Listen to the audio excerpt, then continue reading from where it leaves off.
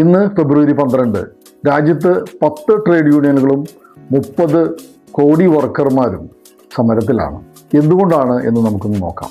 Trade യൂണിയനുകൾ ഉന്നയിച്ച വിവിധ ആവശ്യങ്ങളിൽ ഏറ്റവും പ്രധാനപ്പെട്ടത് പുതിയ ലേബർ കോഡുകൾ പിൻവലിക്കുക എന്നതാണ്. ലേബർ കോഡിലെ 3 പ്രധാന കാര്യങ്ങളെ ആസ്പദമാക്കിയാണ് ഇന്ന് സമരം നടക്കുന്നത്. 1. പണിമുടക്കിനുള്ള നോട്ടീസ് പീരീഡ്. 2. ലേ ഓഫ് പെരിറ്റി. 3. Fixed time employment.